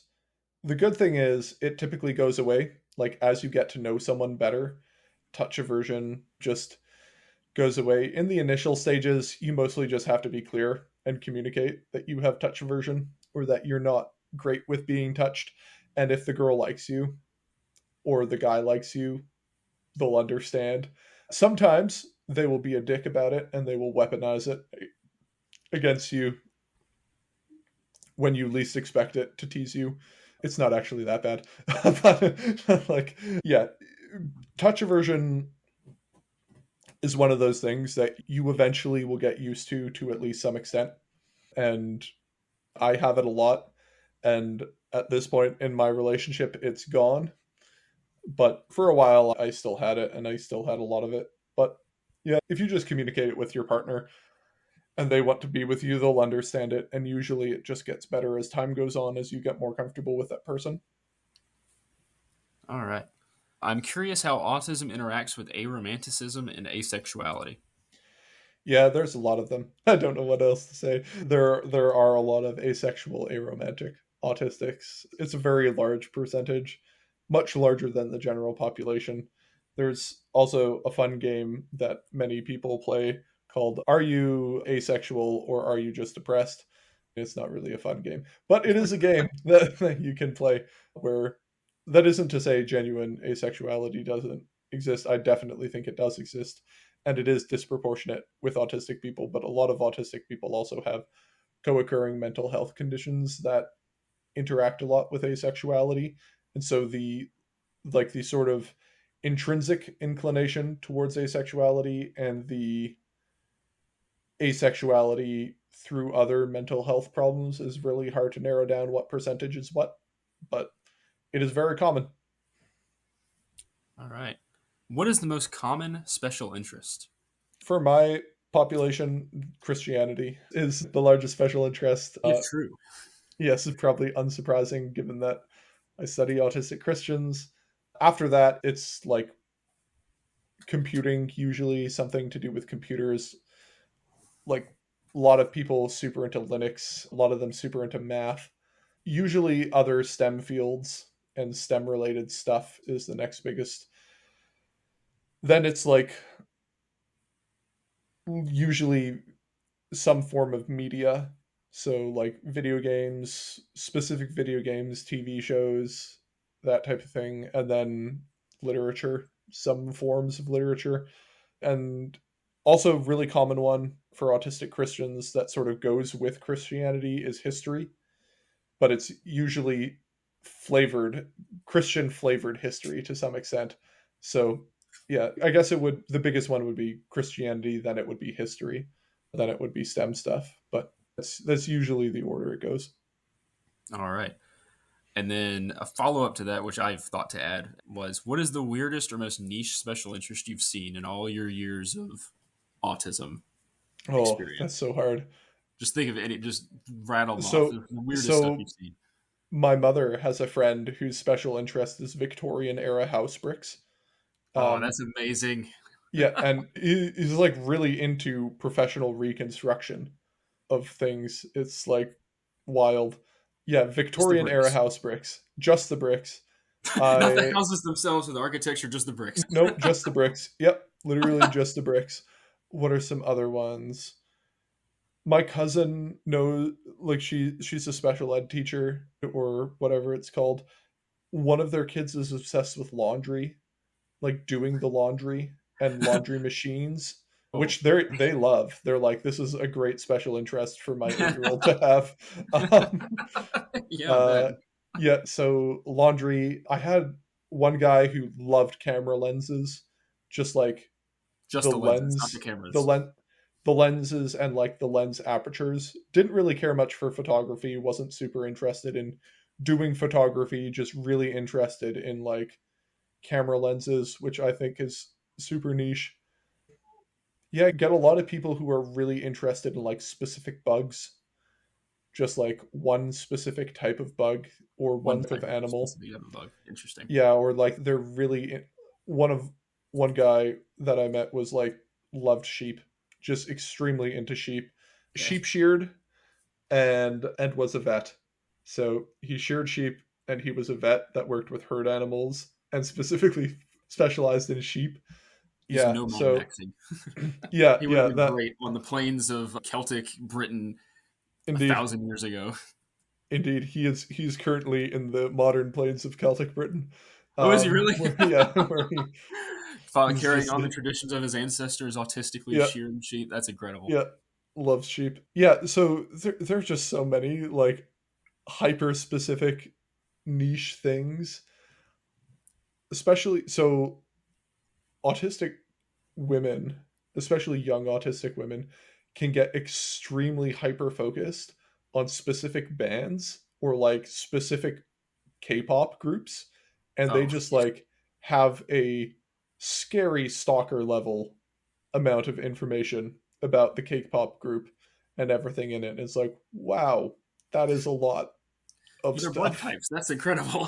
Please stay Yes, away from me. yes, yeah. like it's at the point where I'm not shocked by it anymore. It's just like, yeah, this is normal. I expect that. But yeah. All right. Next question is, what's the most common stim? I say this as I've been playing with the skin Yeah. on my fingers and rocking it back Yeah. and forth for the past. Usually it's playing with a body part. So like picking at your face or playing with your hair. When I do interviews though, the most common stim that I see people do, because we typically have the camera on, the one that comes up most frequently is autistic women will knit while I'm interviewing them. They will knit or they will do some sort of fiber art. So they'll knit or cross stitch or do something like that while they're talking to me. So that's the most common one I think that I physically see is knitting and or knitting, crochet, like that type of thing. All right. And then to follow up on the previous one, what's the most unique stim you've come across in all your years of autism experience? I had a guy who like kept playing with his eyelids during the Ooh, whole interview. like he would like flip them Yeah. inside out? Because I've seen people like I can do that. Like he would like grab them and just like pull them out, and Oh, it was oh, like, I is do something okay? sometimes. I've done that Yeah, for a long time. Yeah, yeah, and it's I like, don't do it like constantly like that, but is that's something interesting. wrong with your eyes? And he's like, oh no, I'm just stimming. I'm like, oh, okay, carry on. It doesn't bother me. Just like I didn't know if like you had eye problems or you wanted to end the interview. He was just pulling out his eyelids and putting them back. Yeah, a lot of people have verbal stims during interviews. Like they will say the same thing over and over again. I noticed that, but yeah. Interesting. Okay, and then fun question: what is the most commonly played video game by autistics? It's that one's hard to answer. It depends on demographics. It's very dependent. The most common that I see in that various people talk about are like map games, grand strategy map video games where you're basically playing spreadsheets in history. Hell yeah! um, Hell yeah! like yeah, Victoria, Europa, Hearts of Iron. Those types of games are probably the most common ones autistic people play. Oh, this is a sort of fun story. I don't know if I've ever told this on the podcast, but there was one woman I met who her job was shipping freight logistics. So she worked in logistics for a global shipping company where they basically just shipped things over the ocean, and it was her job to like manage computer systems that did all this and do scheduling and stuff. I didn't I can't quite remember her exact job, but anyway, she worked doing technical stuff and shipping and freight logistics. Then she went home to play Eve Online, and she was her clan's logistics officer and basically Oof. ran her entire clan's logistics operations to the point where they got fairly large and they had clan fees and they started paying her part of the clan fees so that she would run and manage her EVE Online clan's shipping and logistics operations, which I mean, I thought was very funny that she's like doing real life shipping logistics, going back home to do more shipping logistics in Yeah. space. Yeah, so other games that are super common, like Dark Souls or Soulsborne games, so many autists are super into those. Oh hell yeah! Yeah, typically young men are most into those. When it comes to like the other video, I play a lot of RuneScape. My I joined a clan and I told them that this is what I do as a hobby, and like half the clan was like, "Oh yeah, I'm autistic." So it was really funny. So Were you you like, see, are you any of you Christian by any chance? yeah. So I actually a few of them were, and so I interviewed them for this. So a lot of MMORPGs like WoW and stuff. When it comes to autistic women, the games tend to be very different. So games like Hollow Knight, very common. Stardew Valley. One of the girls in our Discord plays a realistic horse breeding simulator. Yeah, I remember that. It's awesome. It's awesome. I love her for that. Yeah. So they play a lot more fantasy RPGs and things like that. So a lot of them play Baldur's Gate and like Divinity Original Sin and those types of games and are really into them. Yeah, specifically autistic trans women also really like Celeste. Yeah, so those are typically the games people are into. Yeah. Good games, you Oh, mean? Yes, good Final games. Fantasy. Final Fantasy is a really common one for autistic women to be into. Yeah. Yes, of course. The autistic people always have the best taste in video games, it's known. Do you see any differences between food preferences between autistic people from different cultures? Yeah, so you see a lot of different food preferences. The standard white people autism food is like buttered noodles. For Mexican autistics or South American autistics, it's like bean burritos or bean and cheese burritos or something like that. Hell yeah. Typically, the foods, and so for like Koreans, kimbap is very common, and various like sushi rolls that are the general trend is muted flavors, but different muted flavors throughout. I've talked to a few Asian autistics and they often were like, I didn't think I was autistic for a while because I had such different food preferences from all the white autistic people that I knew. All the white autistic people I knew were like brown foods, pasta, and dinosaurs, like dino nuggets. And Hell they yeah. were like, I was never into that. But a lot of autistic food preferences are just shaped by culture. Typically, they'll tend to go for muted foods, but one exception that I found is cultures where there is a lot of spice. Autistic people tend to really like spicy food in those cultures. Outside of them, not so much, but inside of them, they tend to be big spicy food people. And generally speaking, autistic people who come from other cultures in the West, especially, have a much more diverse food palette than autistics who grew up, Western autistics who grew up in the West. All right. What are some annoying or frustrating things that neurotypical people often do when discussing or debating a topic with someone with autism that hinders the discussion? Yeah, so the biggest thing is just miscommunication, not defining terms, and saying things that the autistic person thinks means something else. Autistic people tend to be overly precise, and non autistic people tend to be under precise. And so often autistic people will say something meaning a very specific, precise thing, and the non autistic person will interpret that as the general thing, and you often get disagreement on that level. So just failing to define terms, failing to define scopes of arguments, and like not being detailed enough and not being verbose enough. Like autistic people want tend to want to get into like the rabbit trails and like have a 3 hour pre-debate discussion about how you're defining terms and why you're defining terms and understanding the background for why you are defining the things that you're defining. My wife, that drives my wife absolutely insane, but you know. Any tips for engaging a person with autism on their special interests despite knowing much less about it or likely not having much to contribute? Yeah, just ask broad open-ended questions and they will typically take it over from there.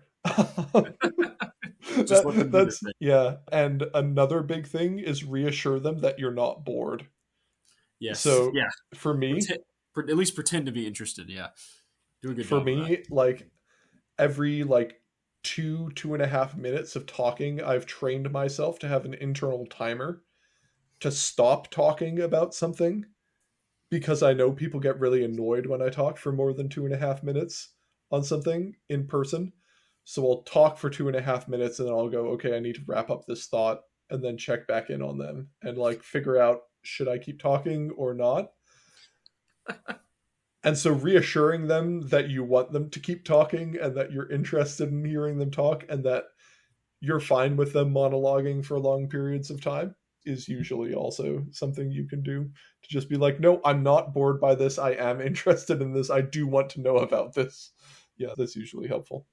Oh, and if you remember something from their info dump and you bring it up later that shows that you were actually listening, they'll just go nuts for that. I go nuts for that all the time. I was like, oh my God, she remembers. Like, I'm talking about my wife mostly. Yeah. My My wife will do that, where except she remembers decontextualized things. She'll be like, ah yes, meophysites. It's like, this has nothing to do with meophysitism, Holly. This is nothing to do with meophysitism. What are you talking about? Anyway. But she remembers it, and she's very proud that she remembered it. Let's see. How do you tell the differences between trans and cis people if they don't specify? I'm assuming this is when you're doing research. Yeah, so there are ways of telling. I'm a top transvestigator. No, that's a joke. It depends. Sometimes it's really easy, right? Like they'll put a trans flag in their bio, or they'll put a trans flag in their username. Typically, cis people don't do that. Sometimes they'll explicitly say they're trans. However, you can also often tell by behaviors and by how they talk about things. So typically, cis women don't ever talk about having dysphoria. It's not something you find them talking about, or being dysphoric, but trans people will. And so just using the term dysphoric to describe yourself, like a self-referential term like dysphoric. You can also look at things like video games and things like that. So when it comes to video game preferences and things like that, trans people tend to have video game and media preferences that align most with whatever sex they were assigned at birth. So typically cis women don't like playing Hearts of Iron 4, but a lot of trans women play Hearts of Iron 4. And so you can look at things like that. Also, you can look at things like name clustering. So a lot of trans women will choose names that are not typically found in cis women. This is, of course, not across the board. There are certain names that if you have those names, it's far more likely that you're trans than cis. So Lilith is a good example. Mildred, Molly. Lilith was the one I was thinking of. Yeah, Lilith is Freya if they're not Scandinavian and they're named Freya. That's a tell. They're just like names that you can go off of that increase the likelihood. Now, none of these things are 100%, but typically you can build a high level of confidence. There are definitely trans women who I didn't know were trans until they told me they were trans, because they just appear very similar to their cis counterparts. But most of the time, through enough aggregation of data, you can make a pretty meaningful differentiation and distinction. And it's often down to just like preferences for things and how they talk about stuff. All right. Why do some of us mask more than others? Is it because some of us are more aware of our differences? But then what about those who are aware and don't seem to care as much? Yeah, so it really depends on the person. A lot of it depends on external values and commitments to various things. So how much do you value conformity? Do you have a high value for conformity? For example, I have a high value for conformity, probably because I spent all my adult life in the military, and in the military, conformity is stressed very heavily. And so I have a very high preference for conformity, which means I also have a very high preference for masking. Whereas a person who went to art school and lives a sort of bohemian lifestyle as an individual in Brooklyn will have less preference for masking because they have less of a value on conformity. And those factors take into account also the way that autism affects you, how well you respond to socialization, how well you pick up on stuff. A lot of how you learn to deal with the world often affects the way that you mask. Were you socialized as a woman versus socialized as a man? What were your siblings like? Like, are you a younger sibling? Typically, younger siblings are better at masking than older siblings who are autistic, because younger siblings typically get picked on a lot more by their older siblings who aren't autistic. And so, if you're a younger sibling and you have older non autistic siblings, they will basically bully you into masking in that way. So there are all sorts of these factors that play in. Your social situation, your social status, are you a racial minority? All these things play factors that is really hard to separate them and figure out why, but it's basically convalescence of a whole bunch of different things that create your level of masking. Let's see. Are those of us who mask more or less likely to be consumed by a special interest because we're aware that we're supposed to be doing other things? Yeah, so if you are high masking, you are less likely to seem as absorbed in your interests as other people, mostly because you learn from a very early age that you're not supposed to be so obsessive. And so you often learn to channel it. And learning to channel it and learning to be less obsessive kind of go hand in hand. All right. You have mentioned some groups are more prone to false positive diagnosis than others. Why? Yeah, so a lot of it comes down to social incentive. So, is there any benefit to calling yourself autistic? Is there any social benefit to knowing that you're autistic? Are you exposed to certain types of low quality autism information? Are you in demographics in which being autistic is seen as an interesting personality trait that gives you something to think about? Like, also, autistic communities tend to be giant hug boxes. So if you are lonely and you are not really dealing well with people, and you think, if I'm autistic, I can gain access to this community where everything's positive and everything's good, and no one's going to tell me I'm an idiot. And these things are very deeply appealing, right? There are all sorts of things like that. But generally speaking, in those groups and categories, so typically categories that are more social justice aware tend to be more progressive, tend to be primarily composed of younger women who spend a lot of time on TikTok or Instagram watching autism information videos or videos about social justice topics. Autism will inevitably come up because a lot of autism activism is very tied in with a lot of social justice movements.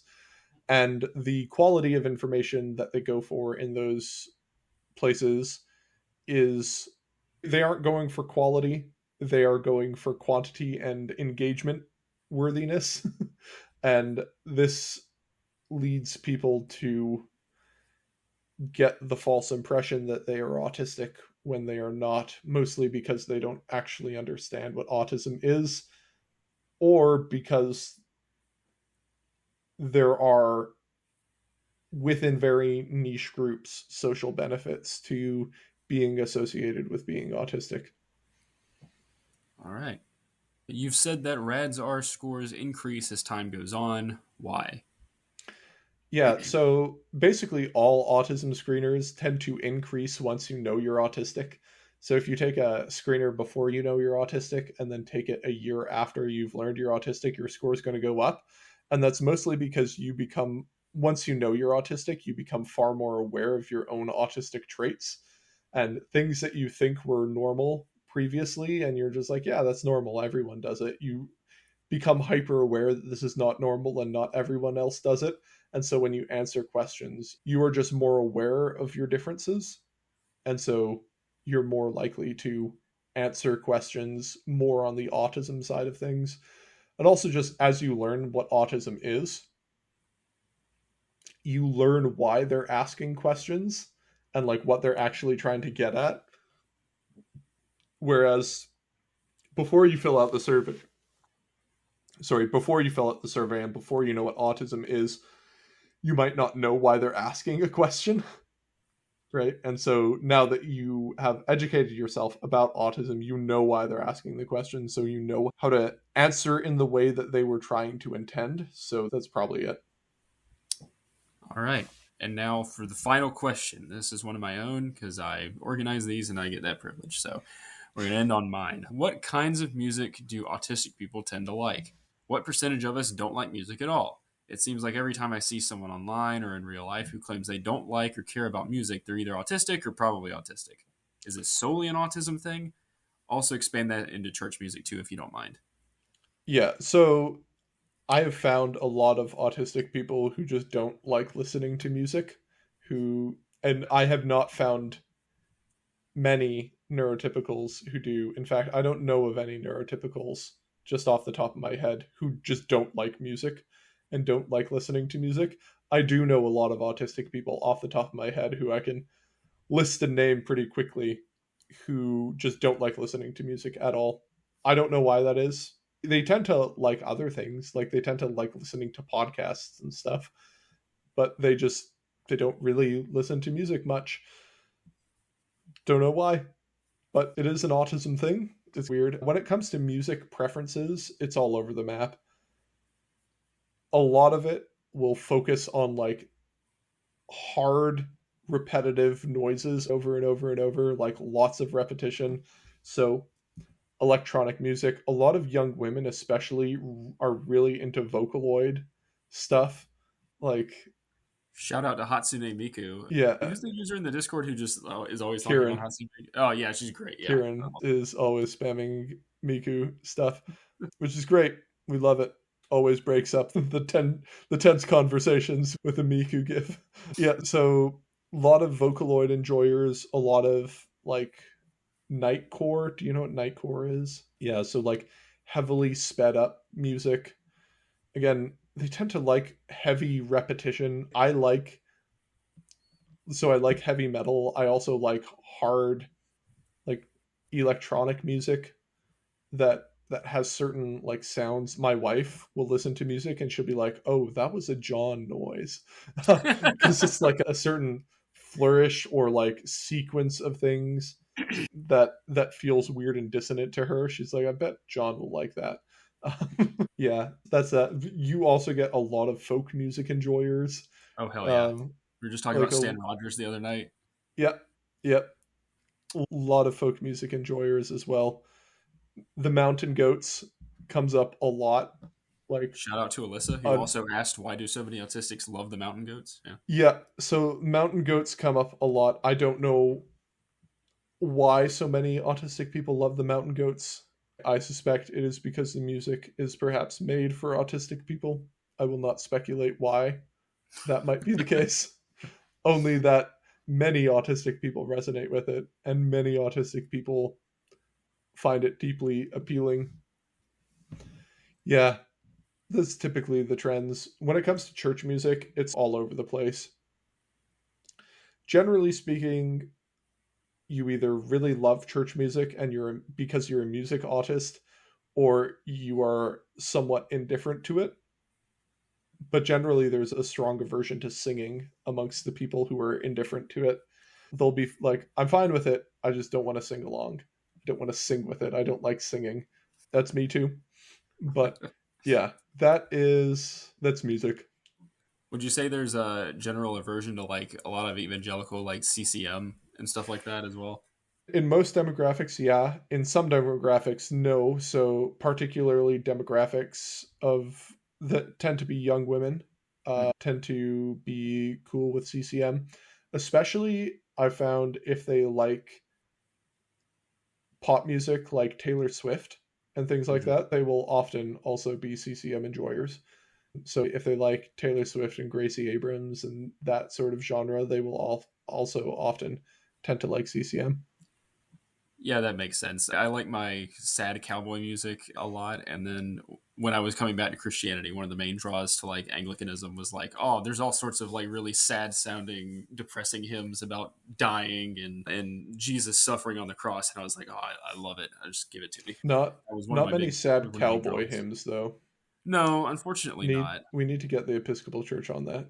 There is a lot of sad cowboy music that has Christian themes in it though. I was just wearing True. my Hillbilly Thomists shirt the other earlier today, which was a bluegrass band made of Dominican monks. So big on that. Shout out to Clint in the Discord who also likes the Hillbilly Thomists. So Hell this yeah. is just a Discord centric episode apparently. It is. All right. And that's all the questions we have. Cool. All right. Thank you very much for your time. I will see you all later. If you want to find me, you can find me at Christianity on the Spectrum. If you would like to email me, you can email me at christianityonthespectrum@gmail.com. You can find me on Twitter at ChristianityOn. You can find me on Blue Sky at ChristianityOn.bluesky.social. We have a merch store. If you want to buy various merch designed by autistic artists, you can. Apparently, Teespring is backed up right now. Sad. But yeah, all right. I think that is all, and we'll stop it here.